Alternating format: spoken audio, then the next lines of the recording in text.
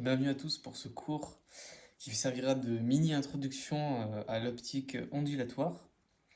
Il y aura sûrement une série de vidéos pour continuer parce que ça va être vraiment une mini intro avec pas beaucoup de notions mais le principal. Voilà. Donc, introduction à cette optique ondulatoire. On va pouvoir parler en premier des ondes lumineuses. On va pouvoir ainsi dire maintenant, après avoir vu l'optique géométrique, que ces ondes lumineuses euh, correspondent en fait à des ondes électromagnétiques. Voilà, électromag si vous voulez, donc à des ondes électromagnétiques. De ce fait, on connaît, après avoir vu un petit peu d'électromagnétisme, les ondes électromagnétiques qui sont composées des champs, voilà, des deux champs principaux, E, champ électrique, et B, le champ magnétique. Donc c'est ces champs-là qu'on va utiliser. Voilà, donc effaçons ça. On peut définir ce que c'est un champ vectoriel déjà. Donc un champ vectoriel, c'est défini en chaque point de l'espace, comme si on mettait un vecteur, cet objet, en chaque point de l'espace. Voilà. Avant tout, il faut qu'on redéfinisse, je pense, les deux forces, qui sont la force électrique et la force magnétique, pour ainsi en déduire la force de Coulomb. C'est quand même le début. C'est de la magnéto statique et l'électrostatique. Force électrique qui est égale à la charge multipliée par le champ électrique, voilà, QE, et la force magnétique, qu'on note normalement tout simplement FB, c'est égal à la charge fois la vitesse. On a un déplacement ici, qui est pris en compte, vectoriel B, voilà, donc produit vectoriel. Et FC, c'est simplement la somme, la force de Coulomb, c'est simplement la somme de la force électrique et de la force magnétique, qui est donc égale, si on factorise à Q fois le champ électrique plus V vectoriel B. Voilà. On a donc ici, comme on peut voir, E est défini dans la force, donc sans déplacement. Voilà, donc sans déplacement. Et ici, on a le terme B, la partie qui donc sera dépendante à la vitesse de la force. Voilà. Voilà, continuons. Il va falloir qu'on fasse un petit saut, une introduction, parce qu'on va avoir besoin des équations de Maxwell. J'ai pas fait encore de vidéo dessus, mais elles devraient prochainement arriver. Donc là, on va aller plutôt vite, on va juste les énumérer. Les équations de Maxwell normales et dans le vide. Donc les équations de Maxwell, les quatre équations de Maxwell, pardon. On commence avec l'équation de Maxwell-Gauss, qui nous dit que la divergence de E est tout simplement égale à ρ sur epsilon 0, voilà, permittivité diélectrique, permittivité électrique du vide, pardon, permittivité du vide.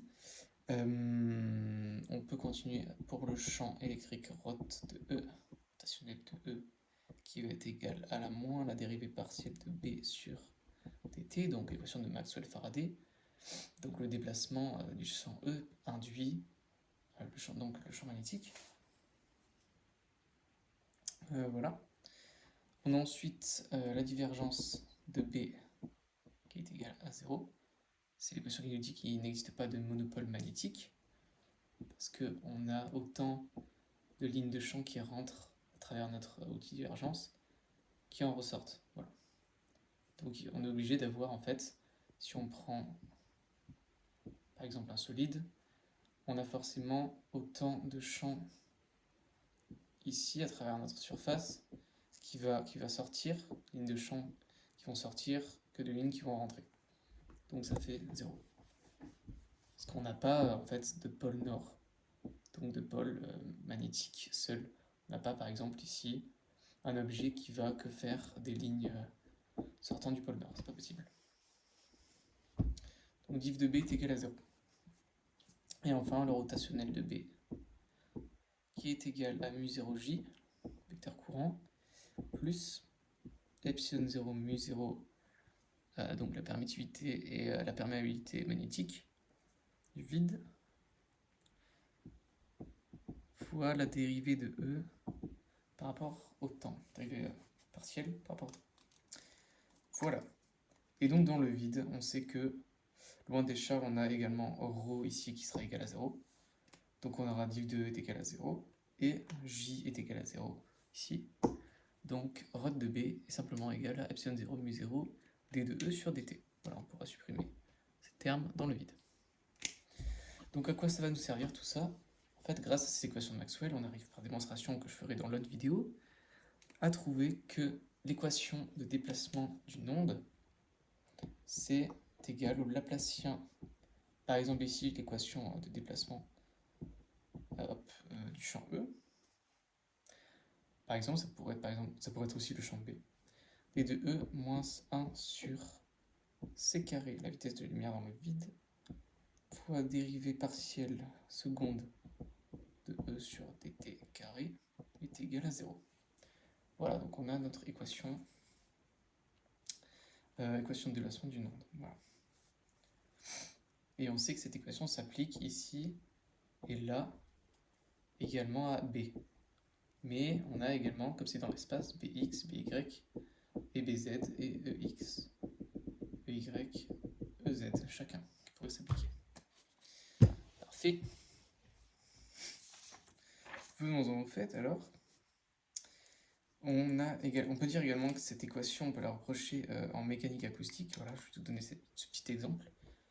En prenant des ondes mécaniques, on a Laplacien de A qui est notre onde acoustique est égal à 1 sur la vitesse au carré fois la dérivée partielle de A sur dt carré, donc par rapport au temps, qui est égal à 0. Donc ça ressemble très fortement, sauf qu'ici on n'a pas une onde électromagnétique, on a une onde acoustique. Voilà. Donc pour les ondes mécaniques.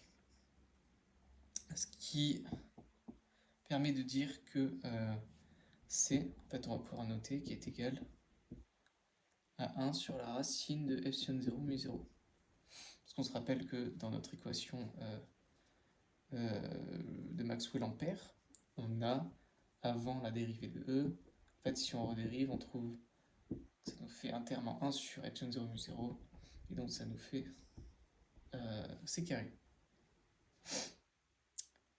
Voilà, donc on peut dire que la vitesse de propagation de E et B dans le vide, c'est tout simplement la vitesse de propagation de la lumière, donc la célérité de la lumière. Voilà. On va pouvoir commencer donc l'introduction par rapport aux ondes monochromatiques. On sait que toute onde peut se décomposer en une superposition d'ondes monochromatiques. On peut commencer par exemple pour une onde à une seule fréquence. Onde à une seule fréquence. Elle va se noter ainsi. A, qui va dépendre de deux variables. Une variable d'espace qu'on va noter R et une variable de temps. Ça va donc être égal à une amplitude qui dépend donc de notre variable d'espace, cosinus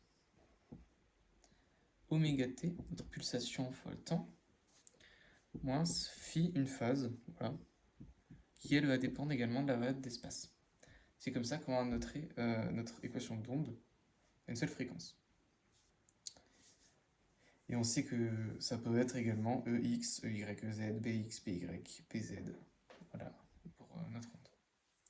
On note également la pulsation oméga qui est égale à 2π fois la fréquence et qui est bien évidemment en radians par seconde moins 1. Très bien, on peut continuer. Alors qu'est-ce qu'on va pouvoir dire par la suite? On va simplement utiliser maintenant en fait pour ces ondes, au lieu de rester en notation réelle comme je viens de vous l'écrire, on va plutôt utiliser une notation en complexe parce que ça va grandement nous faciliter quand on va devoir dériver par rapport au temps ou pour pouvoir s'y retrouver en fait. Notons alors notre onde en complexe, toujours A, dépendant de deux variables, une d'espace, une de temps, qui est égale toujours à notre amplitude dépendant de la variable d'espace, sauf que cette fois-ci on note en exponentielle, comme c'est des notations complexes, exponentielle de moins i oméga t plus i phi de r. Voilà, tout simplement. Ça ne change pas beaucoup, mais c'est tout simplement une notation complexe. Sauf qu'on va pouvoir sortir un terme, l'amplitude, on va pouvoir noter donc cette onde, voilà, de manière complexe, en amplitude complexe. Donc on va pouvoir dire que c'est égal à AM complexe, donc notre amplitude complexe ici, qui dépend toujours de R exponentielle. Vous verrez ce qu'on va sortir de I phi de R. Donc on va pouvoir noter tout simplement A de R de t, AM R de t en complexe, comme ça. Avec ainsi, pour faciliter, AM R de t égale à, du coup, tout simplement exponentielle, non, est égal à AM, notre amplitude réelle, exponentielle. Qu'est-ce qu'on a sorti? On a du I phi de R ici, donc moins I oméga t. Voilà. Donc ça va pouvoir nous aider. Parce qu'on sait qu'en complexe, pour dériver, il suffit de multiplier par moins I oméga. Et donc ça nous facilite grandement les choses quand on doit dériver par rapport au temps. Suite à cela, qu'est-ce qu'on a? On va pouvoir parler des ondes planes. Voilà. Donc onde plane équivalente à une surface d'onde. Donc qu'est-ce qu'une surface d'onde? C'est une surface reliant tous les points de même intensité lumineuse. Par exemple, si on a une source lumineuse ici, une surface d'onde sphérique, c'est simplement la surface qui va relier tous les points ici de même intensité lumineuse. Voilà. Imaginons que ça parte comme ça. Tous ces points-là sont de même intensité lumineuse. Donc ce qu'on appelle notre surface d'onde. Qu'on note très souvent sigma. Sigma 1, sigma 2, sigma 3. On va pouvoir introduire cette fois-ci ce qu'on appelle le vecteur d'onde, noté K. Ce vecteur d'onde, qu'est-ce que c'est? Il va nous indiquer tout simplement la direction de propagation de notre onde, voilà, vers où elle se dirige. Et on sait qu'il est également perpendiculaire à la surface d'onde. Voilà, donc si on fait un petit schéma, imaginons qu'on ait notre onde qui se propage comme ça. On a donc ici notre vecteur d'onde K, qui montre la direction de l'onde. Et perpendiculairement, on va avoir ici notre surface d'onde. Voilà, on va pouvoir faire plusieurs surfaces de la même, mais suivant différents temps en fait. Qu'on peut noter sigma, sigma 2, sigma 3. Donc nos surfaces d'onde qui sont perpendiculaires au vecteur K. On a donc une relation en plus avec ce K liée à la phase, donc phi de R, qui est égal simplement à K fois R, donc le vecteur position.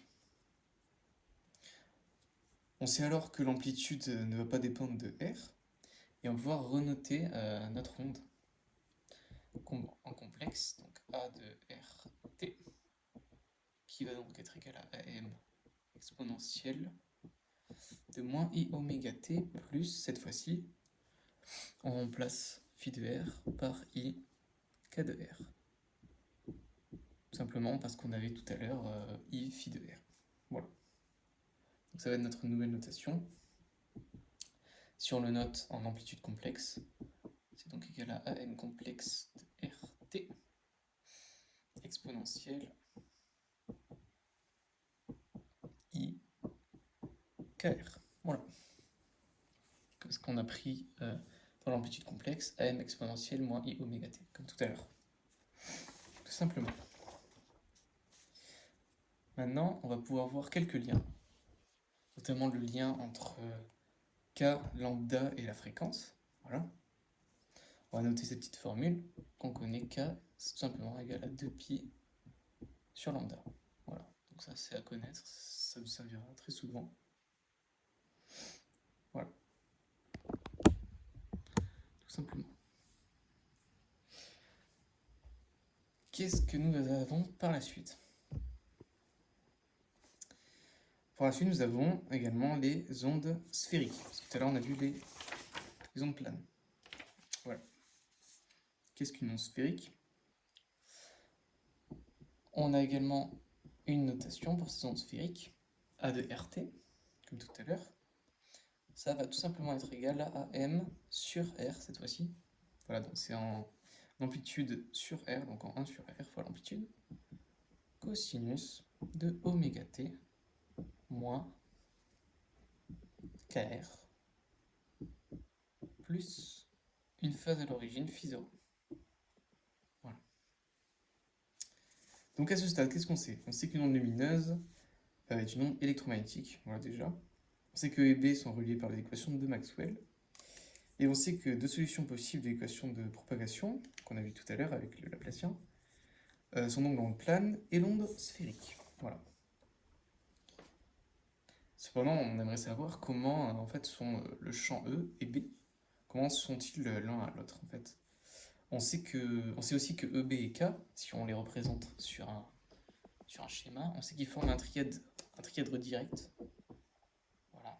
Donc, si on représente ça, on a par exemple notre onde ici B ou E, on s'en fiche, avec l'autre ici qui sera perpendiculaire, orthogonale, et on aura donc K qui sera dans l'autre direction.